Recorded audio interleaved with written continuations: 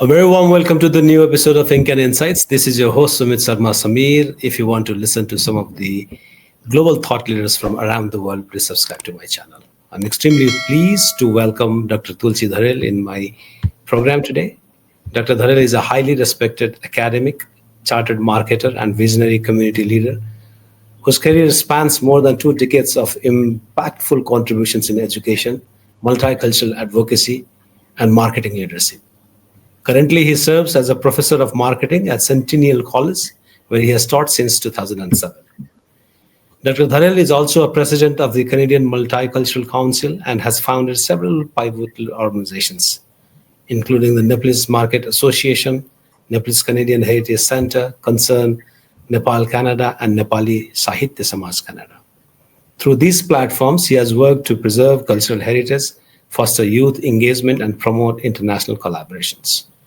These contributions have earned him numerous prestigious awards, including King Charles III Coronation Medal in 2025, Volunteer Service Award Government of Ontario in 2024, Canada's Top 25 Canadian Immigrant Award in 2019, Outstanding Asian Canadian Award in 2017, Asian Heritage Hero Education Sector Award in 2020.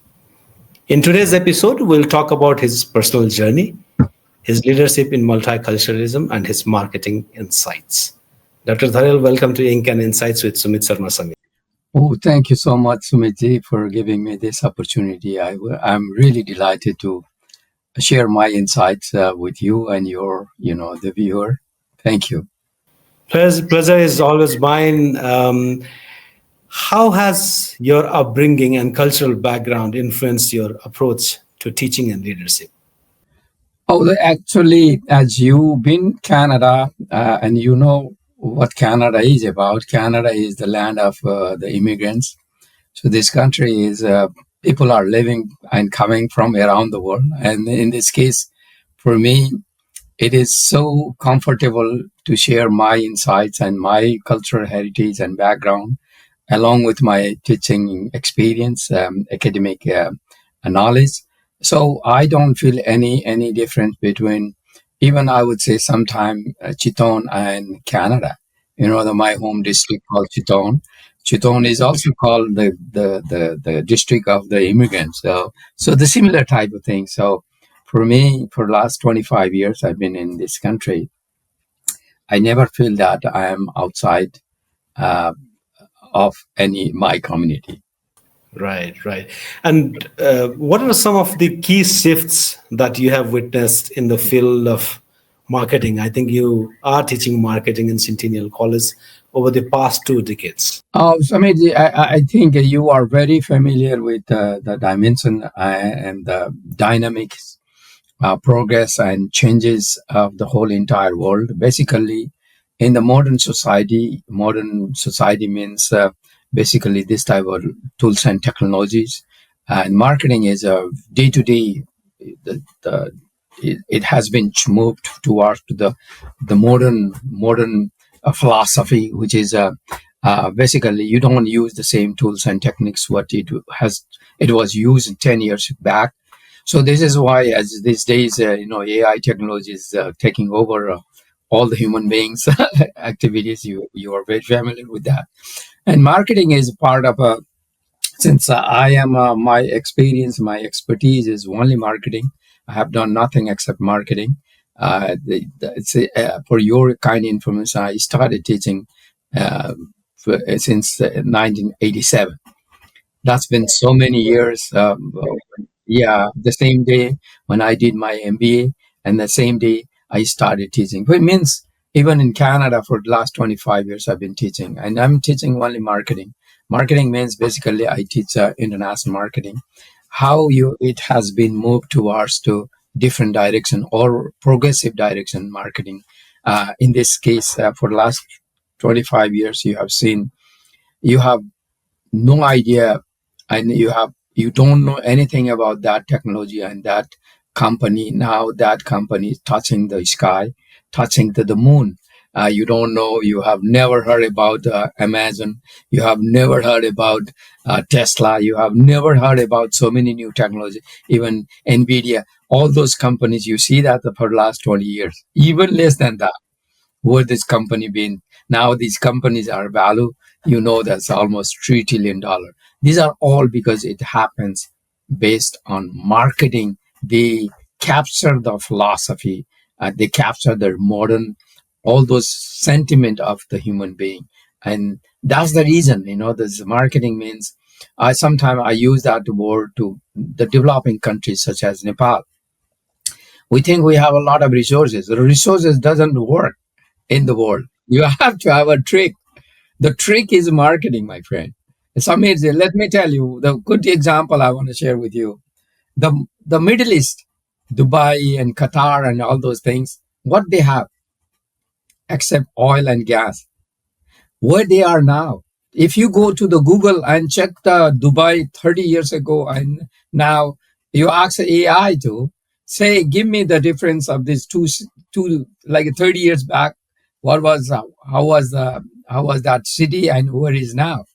You can imagine that how the country has advanced, that capture the whole entire the global resources into their place. So this is why the marketing is the tools. Even in Nepali, if you remember, a lot of time there's a proverb called "Bolne ko pito bukcha, bikcha na bilne ko chamal bikda," and that means that you should not be proud of that. I have a Buddha, I have a Lumbini, I have a Sagarmata, I have a lot of natural beauty. Are we really doing good marketing to them? There are countries. Compare with us, Thailand and Nepal. You've been to Thailand. Almost like 80 million plus people, Thailand, every year they go to there. What they have? Bangkok, crowded city, a couple of beaches. Okay, I'm not putting down to that country, but they have spent so much money and they have done a lot of good marketing.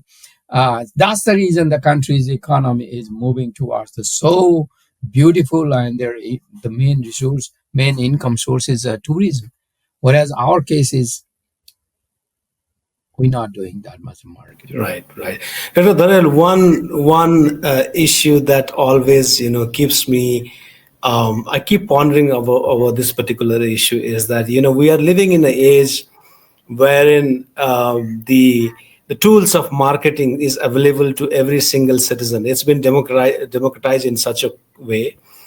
In that context, how does individual or organizations really stand out? So what they need to do to kind of marketing in a way that they stand out when you compare to some of the other organizations or Oh, a lot of time traditional organizations, basically there are so many, not only in Nepal and many where the traditional organizations, companies are, their movement is very slow. If they have not focused too much on marketing side, they think marketing is one of the small component in the organizations. They focus too much on the production, they focus too much on the finance and other areas. They give a less importance to the marketing. Let me tell you, marketing is like my face. Like marketing is your face. We want to show our face. We put a lot of creams and attractions on our face.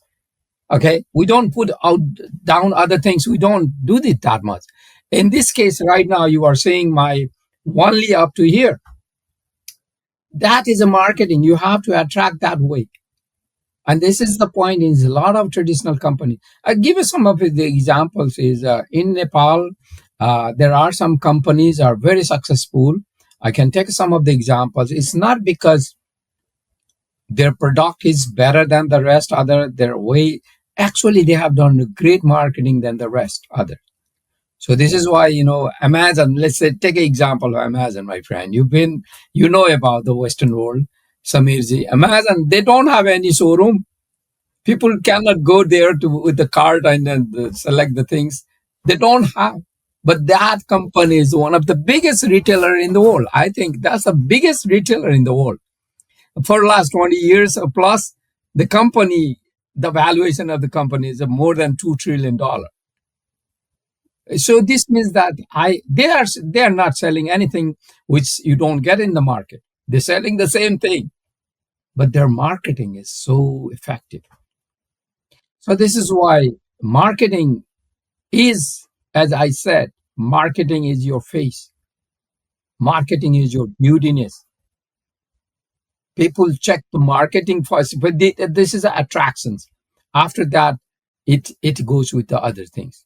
So that is why it is very important. And yourself, as a president of the Canadian Multicultural Council, what have been your proudest accomplishments so far? Oh, my friend, that is, I am so proud of what I am leading this. It is the second term I am doing this. This is a Canadian Multicultural Council is a combined uh, various community organizations from different part, basically Asian community, 20 plus countries participation. So there are key volunteers, organizations are the members, and I feel so proud of sometime the country uh, called Nepal. The person came from Chittagong, a small town. From there, I am leading this Japanese, Korean, Chinese, Vietnamese, Laos, Cambodian. And there are so many community organizations, Filipino. They have 1 million plus people. Some of the organizations have like a Chinese and Filipino. In Canada, you know that their numbers are so big. And whereas my organization or my people, I am very minority with compared with them. But normally you should not be proud of yourself. Some other people should say that. But when I am giving my speech in front of those various type of people, when I am giving a speech, except any politician, I will be the only invited person in their community events. And I am so proud sitting with the next to the MPs and MPPs and ministers. And when they call me and say, okay, the president of Canadian Multicultural Council, I feel so proud of that.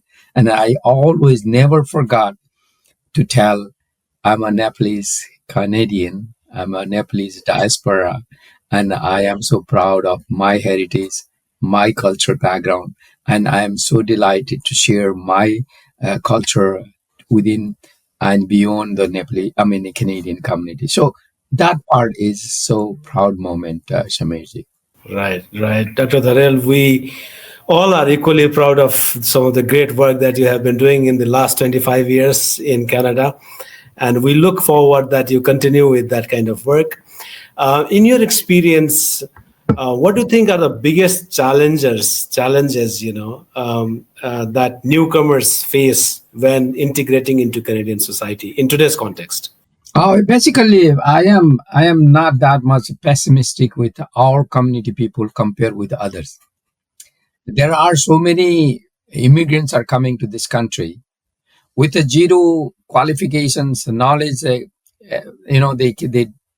do not have education background. These people are coming from the war zone area, let's say Ukraine, Palestine, and some African countries.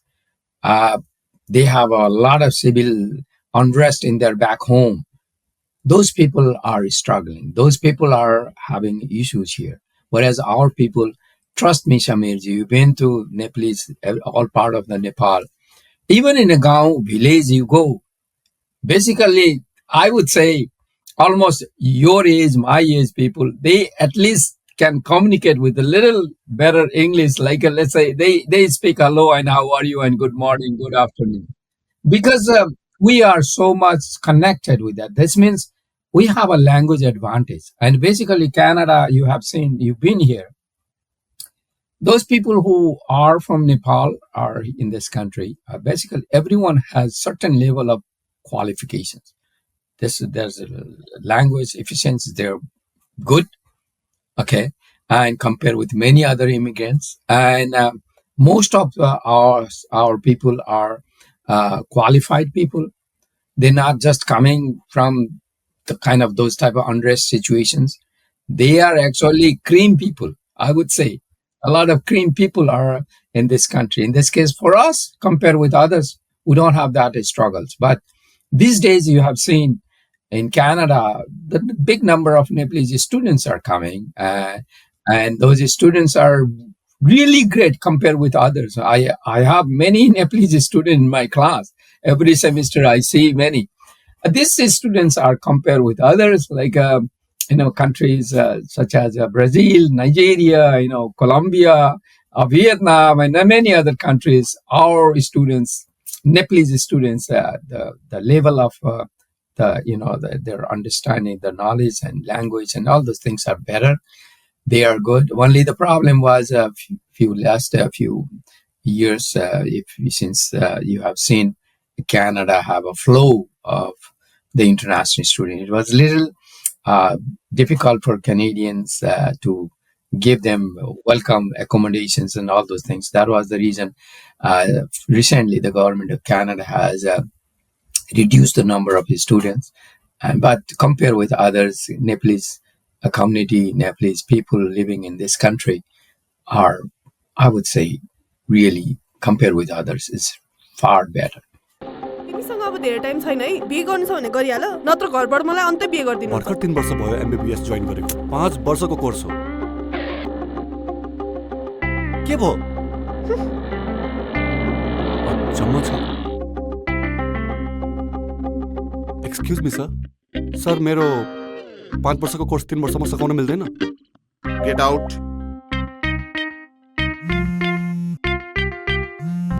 Hello के सोच्यौ त के सोच्ने मैले प्रिन्सिपलसँग पनि कुरा गरिसके 3 वर्षमा पनि के हुन्छ 3 वर्षमा के भयो भाइ ल बस साउजी एक कप चिया कसले भन्यो 3 वर्षमा के हुँदैन भनेर यो हेर एलआईसी नेपालको धनवृष्टि योजनामा 3 वर्षमा पैसा फिर्ता हुन्छ ए हो र जीवन बीमाको साथमा धनवृष्टि 3 वर्षमा एलआईसी नेपालको धनवृष्टि योजना LIC Nepal Warm services to delight your senses, taking hospitality to newer heights. Nepal Airlines. And you have also been recognized and you have received several awards for the contributions that you have made. How did these honors impact your work and sense of responsibility? This is when you do one particular job. If you do business, you make money. Okay, right? You do so community work, you get this type of award, right? So sometime, my wife says to me, "Why you worry about money? You were running for the community work. You have a lot of your certificates. That is your recognition." So this is the part is I think when you study hard, you get a degree, you get a certificate, the same thing. When you do work and people see your work and they appreciate you, and then based on that, sometimes they say the token of this paper recognize you that you have done a good work. So I would like to congratulate you and take this paper and put somewhere on your wall and in your place. So having those type of recognition is really great. I started getting my recognition, international recognition, since 1990. I want to just go back to that. That time I was a president, Leo Club. Have you heard about that, Leo Club? Yes. I was a national president of Leo Club in Nepal. I was very young that time. And I still feel proud of that.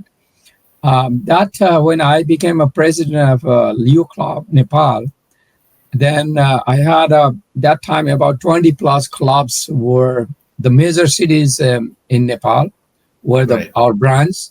And then I started a campaign. The campaign was about collecting signature against the public smoking in the public places. Okay, in Nepal those days, people smoke anywhere inside the house, when you are traveling, inside the bus, everywhere. That was not only Nepal, many parts of the world that time. Exactly. But that was a very, very difficult. Basically, I never smoked. I had a hard time when sometime I took public transportation and someone is smoking inside. I couldn't tolerate. And that was my personal feeling. Then what happened, about 300,000 in the 10 lakh, the signature we collected from all over country under my leadership. And then the Prime Minister was GP Koirala. And then in the public ceremony in the City Hall, Kathmandu, it was a public ceremony, the big event that was the day called National, what do you call that? Samaj Seva Divas, something, Social Service Day. In September, October month. That is normally. That was the time I handed over the whole entire this to the Prime Minister and requested to the Prime Minister in the publicly that please ask your government and put the law that the people should not smoke in the public places. The same day from the same forum, he promised. And then it was big news in those days was Gorkha Patra was the newspaper. And it was in the front page, my photo with the Prime Minister, newspaper. And then the next day, it became a kind of public awareness. People started, even someone is doing, then the people start saying, oh, please don't smoke here. They have a right to say.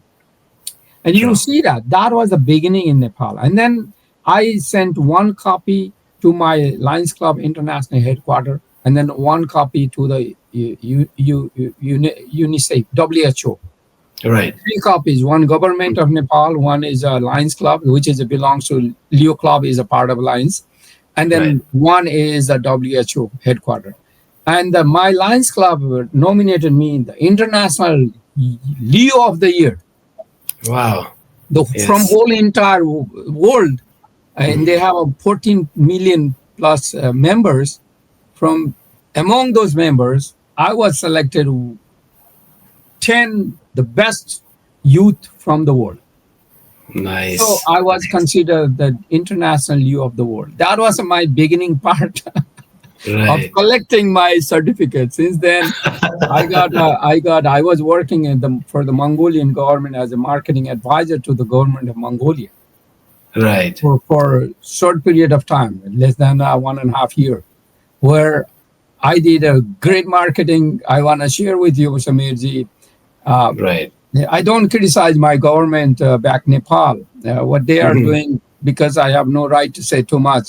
But the public enterprises in Nepal, you have seen, so many brick karkhana and national training, and so many udyog, the kagaz karkhana, the tire karkhana. There were so many factories that time owned by the government. The government could not run the business. It is not because they don't have market, because of the management or politics, whatever reason, most of those public enterprises collapsed. The same situation was in Mongolia. When Mongolia, in 90s, when Mongolia, the communist system collapsed, and the country became more democratic. And that time, the government have no idea, because Mongolia was for last 70 years, it was a part of the communist system.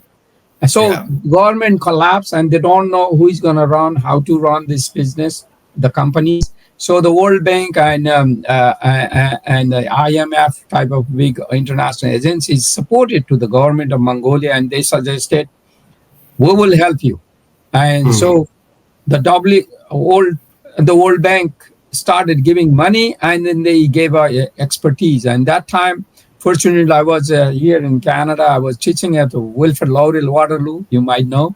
At that time, I got that positions that in Mongolia, they're looking for marketing advisor.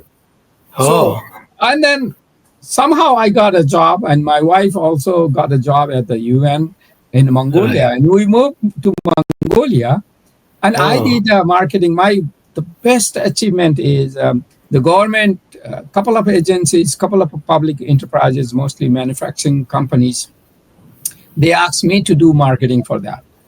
What was the reason? Mongolian products, such as milk and butter and bread, those type of companies, all the manufacturing companies owned by the government used to be. And those companies, when they were making their product, the product is same thing, but they couldn't compete with Chinese. They couldn't compete with the Russian. So their sales was gone so badly down. They had 24-hour shift. The company, the factory, they couldn't hardly go for 4 hours because there's no demand. Nobody's buying their product. Right. People are buying Chinese, people are buying Russian because they invaded, they captured the whole market, the Mongolian market. Now the problem for the government is there are so many people who are working in that company. If the company cannot run, they would be out from the job, right? So my job is bring back market. Trust me, within a month, the 4 hour, only the factory was running, the machine equipments were 3 shift, even they couldn't supply, based on the demand of the market. I didn't do anything the production side. I did marketing side. Right. Wonderful. Tulsi, that's why. For that reason, they gave me it is called the honorary medal, which is one of the highest for the foreigners. The government. Right.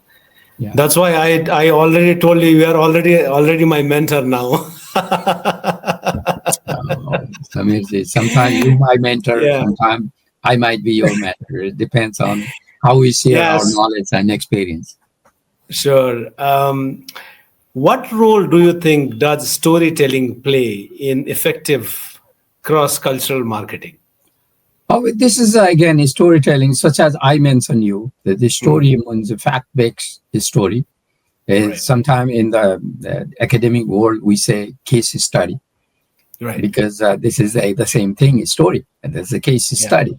Case study is a hands-on case study, can give you the real kind of learning tools, how they got the success, what was the reason they couldn't get it.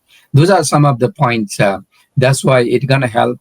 And again, the marketing every time changing. You should not go back and apply the same thing. You must move forward to some better. The final part is the image, Samirji.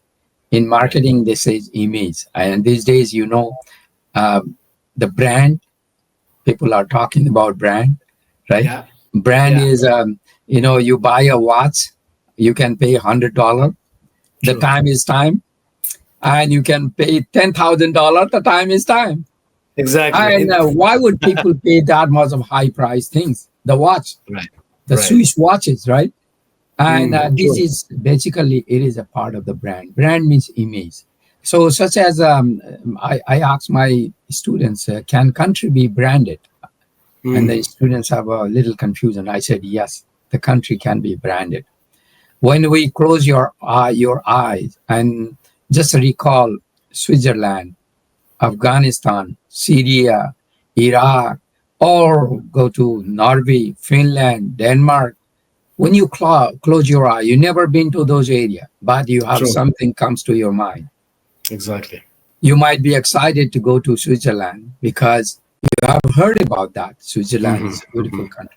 So that type of image is a brand. So we need to create that type of image. Right. Tulsidharel, lastly, what legacy do you hope to leave behind through your work in both academia and public life?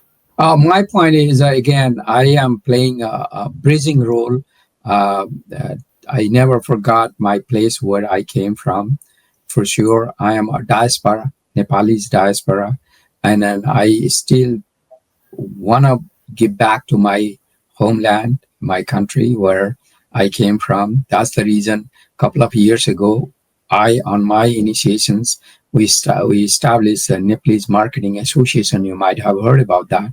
Yeah. That is that organization is one of the very highly respectful professional organizations. It is almost every country has a marketing association, American Marketing Association, Canadian Marketing Association.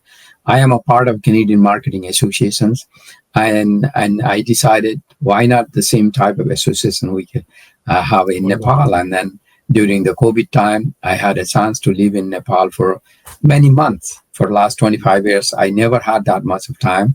So I used my time and established that Nepalese Marketing Association. I have so many good corporate and academic friends are involved in that association. They are doing a great part. And whenever I get a time, I help them. I am sitting as an international advisor to the organizations, and also I am a lifetime honorary member of that organizations as well. So this is I want to give back to them, and my legacy is, as I said, I am academia. In the meantime, I am also community worker, community volunteer.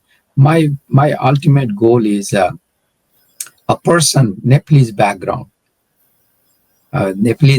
a person.